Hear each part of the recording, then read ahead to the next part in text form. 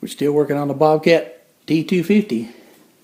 I'm going to finish putting the seals in the bushings and try to put the quick attach on. Stick around.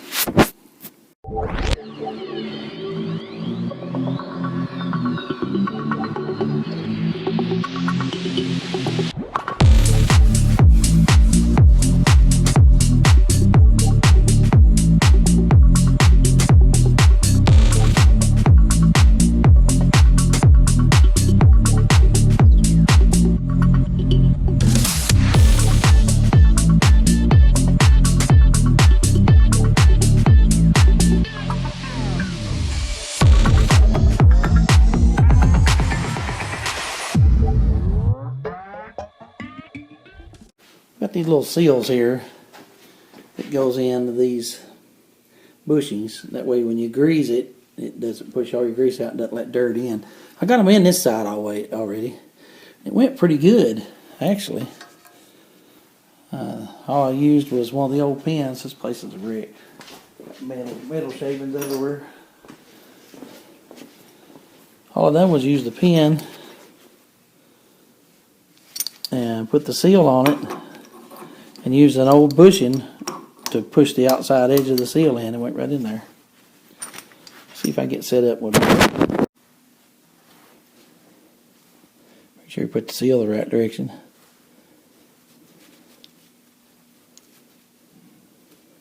It's kind of hard to get them on these new pins, but they'll go on there. Whoops, it won't go when you got a glove under it. I'm going to take these gloves off.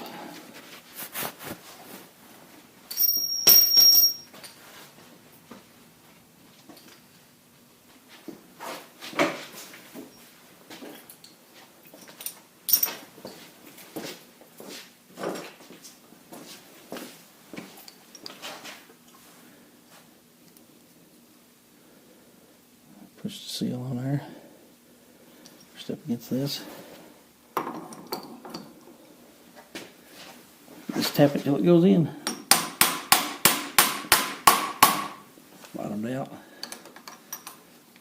And you're using your bushing to push it in. It's got a flat side to it. Put this one on the other side.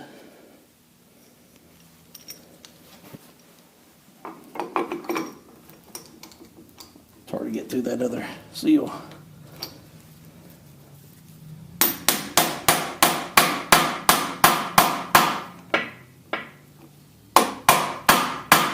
Bottom there.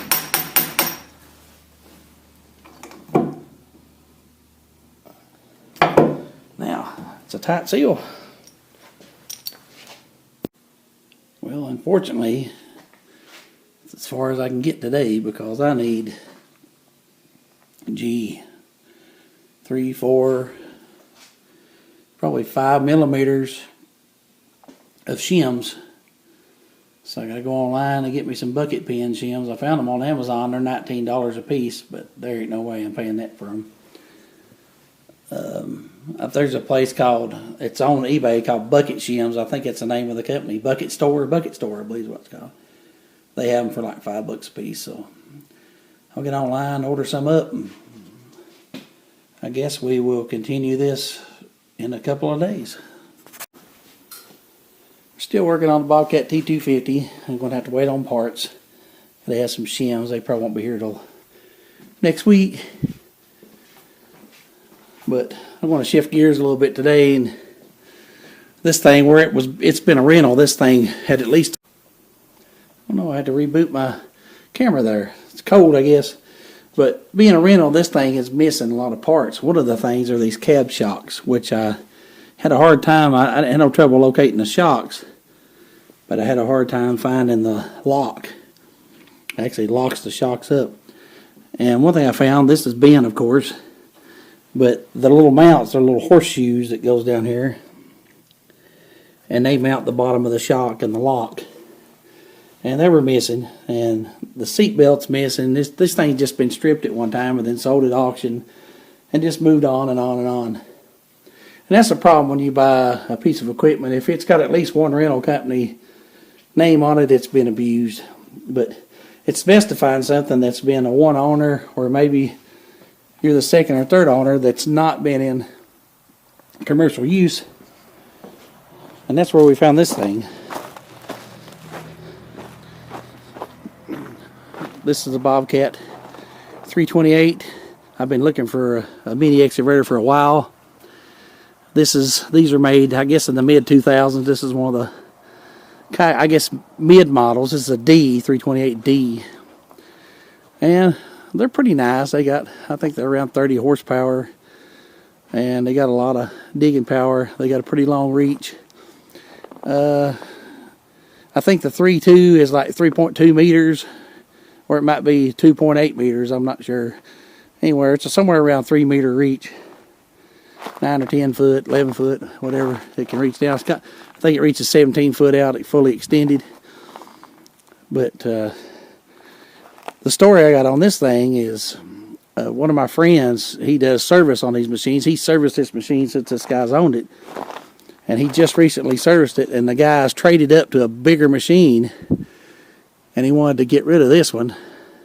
And the price, I had to go the day that he called me and get it as a one-day only deal. So I went and picked it up. I couldn't beat it for the price. It's recently been serviced.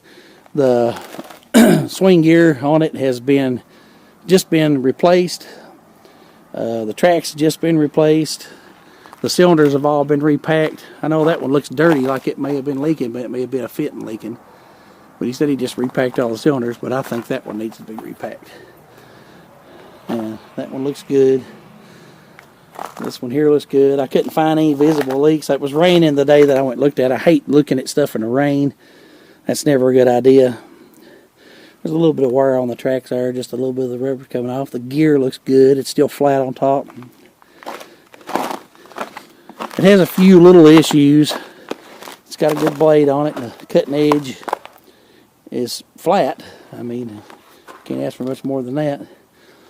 It's got a few little scrapes and scratches, but this belonged, I believe, to a horse farm, and they just put out like 800 hours on it, according to the owner, and the owner sold it. He bought it, and he's run it. I think it's run around 2,000 hours now. He's a general contractor, but not a rental company. Well, it's obvious it's not a rental because at the age of it, it should have stickers all over it, be absolutely beat to death. It's not a Ritchie Brothers machine. It hasn't been to the auction that I know of at all. It went straight from Bobcat. Bobcat told him where to go get it at, and he bought it off the first owner. So I'm the third owner of this machine. But it's got a few little issues. It has a fuel issue. Most of the rubbers, not too bad. Rubber's not bad on this one. The track looks good. The gear looks good. I did ask about the final drives on it. As far as they know, they've not been rebuilt, but everything else pretty much has. Now, the bushings are loose up here on the bucket, which they are. I mean, you get one, that's where they're going to be. I think this is the original Bobcat bucket. It had somebody had put an aftermarket arm on it, and the past owner did not like the rattling of it, so he took it off and eventually gave it away. I've still got the mount. I just don't have the arm, which I need. It was looks like it was a manual arm, but it's also set up for a hydraulic arm. It has plumbing on it for the hydraulic fittings. The biggest thing I can find that's going to be an issue on this machine is this is a manual quick attach bucket kind of thing, quick X or whatever, exchange, but it's a manual, and it's supposed to have a bar and this little mechanism down here, but you can see it's completely broken, and you're supposed to put a bar here and flip it and release this. But what somebody's done is they've put this, looks like they've put bolts in it and locked it. I don't know how to work this, but there's some pieces that are wallered out up here on this. So I think that I've been trying to figure out how to get the bucket off, because I want to be able to change it with other stuff, especially since it's plumbed already for auxiliary. But I can't find anything on the internet about it. I'd like to find somebody that knows. If you got the quick exchange or whatever, it's got a hydraulic pin that pulls in and out here, so this definitely is not set up for the hydraulic. And I guess this is a Bobcat piece. You can find this piece anywhere from $300 to $1,300. The one I need for Bobcat's $1,800 because I need the little mechanism that's broken, and I probably won't be putting that on there unless I find one used somewhere. Some of the hose connections are rough. It's kind of wire tied up here. It needs a few tabs welded onto it, and then it looks like somebody's got this in to just bend it all to pieces, this rigid line. It's kind of cold out here. It's about 30 degrees. I've had it home for a couple of days. I've been dying to get out here and unload it. It's just been too cold. It's been around 10, 15 degrees for the last 3 or 4 days. A little concrete on it, but all in all, this thing's pretty decent shape. As far as I know, it didn't have any leaks. You can't see any visible leaks underneath it. There's nothing on the trailer. Somebody's put a piece of plexiglass in it trying to knock a little wind off of them. It's not a bad looking little outfit for the price. I mean, can't beat it. It's also got the you can lock the house on it right there, but the swing, but you can also switch it from ISO to standard. It has just a little lever that you flip, switches it from ISO to standard, and I think I usually use it in the I'm not sure exactly. I have to get on there and check, see which one. I don't know if he switched it back or not, but I think I use it in the standard mode. It also has a swing boom on it. It's got the hydraulic cylinder. That right pedal over is for the swing boom. It's got pedals where you can operate with your feet, which don't look like they're going to operate very good. Probably not going to. Probably have to use our hands or fix the pedals one. But it has a fuel delivery problem, and I believe it's the pickup in the tank, because they said it won't hold a prime. You can prime it and run it all day, but if it sits a day or two, it loses its prime back to the tank. So either the squeezy bulb is bad, or it's the pickup in the tank, which I have extra pickups for the skid steer machines. I don't know if they got the same style pickup. I'll just have to take it apart. So you got to take the floor out to look at it. I think the tank's in there, I believe, but it's had this garbage bag over the seat the whole time I've had it. I've never seen the seat. I'm guessing it's probably trashed. He said he just kept it on there to keep it dry, but we'll just have to see. I don't believe the machine has been abused. I believe it's everything they say it was, and for the price, we can afford to fix a few little things here and there. Just don't want to spend a whole lot of money on it. We don't want to get into where it would just pay to just buy a newer machine. We want to be able to take this machine and work it. It's got good teeth on it. They're a little bit wore on this side. And again, I've got to figure out that disconnect thing on the bucket so I can put other buckets on it. I'd like to put a grading bucket and maybe be able to use a jackhammer and some things like that. Should run it. But that's a look at our newest addition to the fleet, I guess. We also had a flat on the way home. I drove the rest of the way on 3 tires. It's not all the way flat, but it's flat. When I unloaded the machine, it got hot. That tire got hot. Should have checked them before I left with the load on, but it's cold and I didn't think about it. You get lazy when it's cold. Alright, I've got my little brackets made. Put some little pieces of flat metal, scrap metal. And I had these little tabs already. Get these on Amazon. I'm going to put one on each side. And that should finish our mount for our shock absorbers. Then we'll raise our cab up when we get it outside and put our shock absorbers on. I've got one mocked up over here. I'm getting ready to weld. I've got the metal, the tabs. This is the thing that holds the shocks up when you raise the cab up that I had so much trouble finding. And I've got an extra washer in there just for a little bit of space. I've got it kind of spread out. That way when I do put a bolt in it, it'll have plenty of room. I'm going to tack this up and tack this other one up, and maybe we'll have us a bracket ready.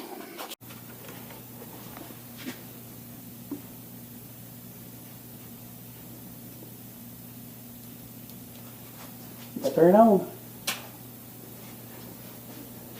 That helps.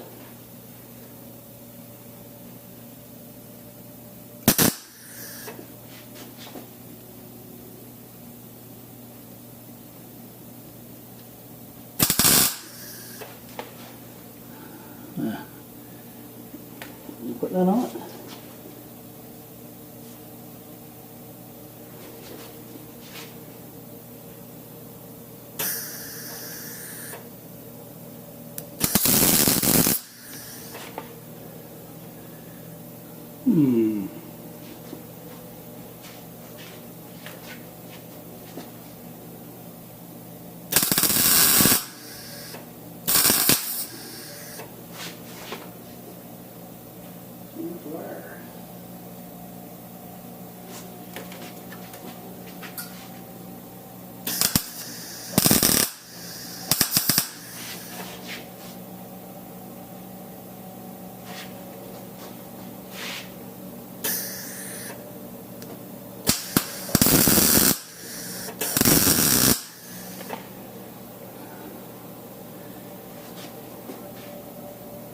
Bigger.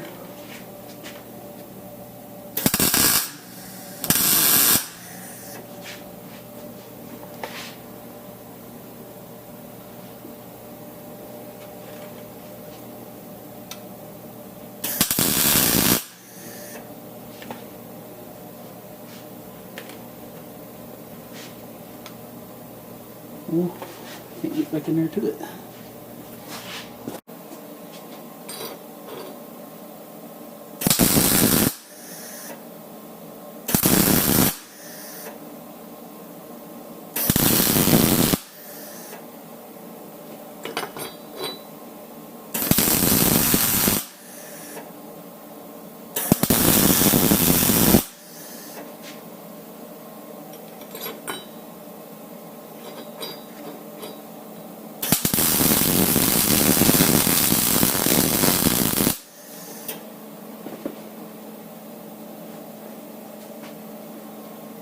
Probably plenty. Had to change helmets. My strap on my other helmet broke.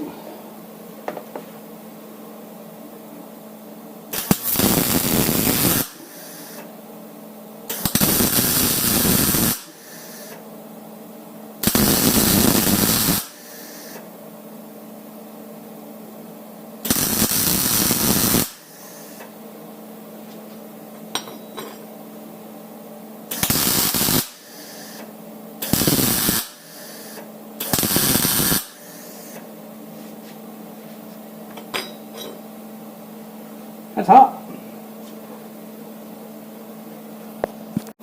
I should have left that spacer in there. The heat drawed them right together. Oh well.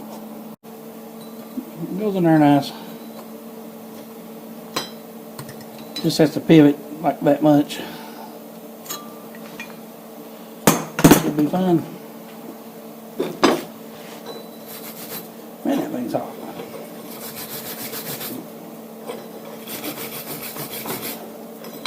Ooh.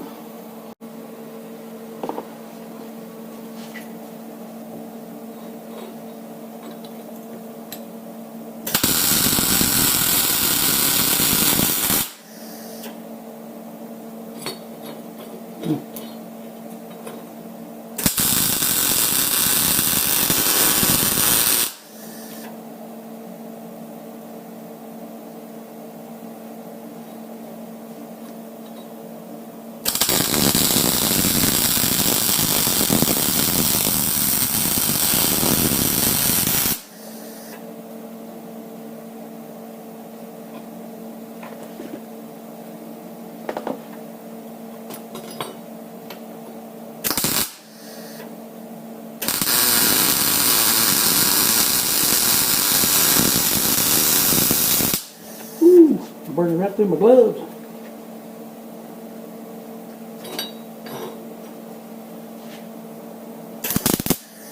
Don't want that.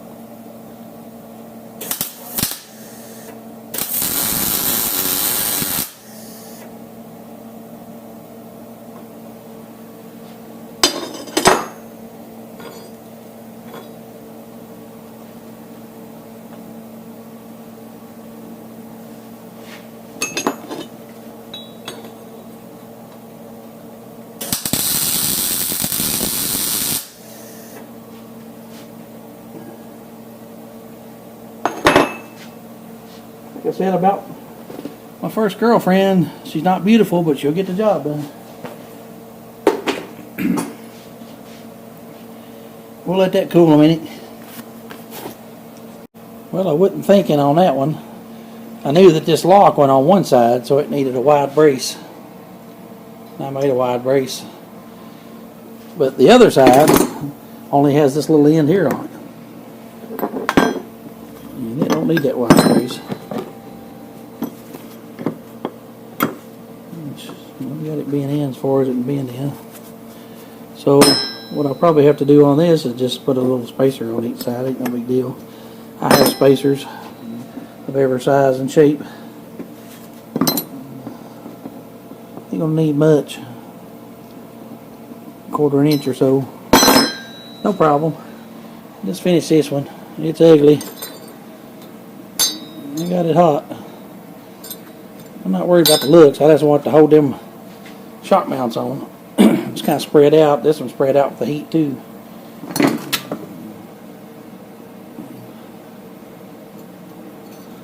It could probably squeeze in a little. It ain't no big deal. It's going to be painted black. You never know it wasn't factory. Well, here's the little brackets. Kind of hard to see. Paint everywhere. Well, they look as good as they need to look. They'll be gloss black. They'll go back on the machine, and we'll get the machine raised up a little bit. And we'll have to raise the cab before we can put the springs in. These springs is under a load. These struts, or whatever you call them. The bottom will go down there like that. The top goes on these hooks. Hooks right here. Another thing I found that these are too fat. The pins that stick out are probably supposed to have a real thin washer of some kind, and that's the thinnest washer I got. And these are just a hair too thick. I'll take just a tiny little bit off the edges, and then the bottom goes down here in this bracket. Thought it might go the other way, but these won't fit over top of that. So we'll take it as it is. I appreciate you guys riding along, checking out our other machine with us, and we'll be working on it in a day or two. We'll get this thing painted. I got some more paint coming. I got shims coming for this, quick attach. I got 1.5 millimeter shims. I got 10 of them. So we ought to be able to make something work out. Get it in there tight. I'm going to have to use the shim to hold this seal in, because it won't stay in there. I'm going to shim it enough where this thing might get loose and just tear up jack. I don't know. Let's see what happens. I got a little more painting done. I put one coat of paint on this back side where I've been grinding the stickers off. I've been leaving the grease points. I'm going to clean them with degreaser and paint them separately. Probably tape the area around them all. I'm going to tape a little bit. I'm going to paint this cab charcoal. I got some charcoal coming. I only got a few little rust spots on them. The roof of it's got some rust. See it? A little bit around the edges. We should get this thing back. I'm going to paint these outer track cases. They're awful rusty. I'm going to paint them charcoal. And we've got our steps on. We're getting closer. This thing will be back ready for work in a day or two. We still got our charge pressure issue, but I think I've pretty much narrowed it down to a belt tensioner. But we'll see what happens. I appreciate you guys hanging out. Thanks for riding along with me. Please like and subscribe. Most of the people that watch our videos aren't subscribed. I'd appreciate it if you would. It doesn't cost you anything and doesn't hurt you. And hit that notification bell and you can see when we put something new up. Well, thanks guys for hanging out. Stay clean, everybody.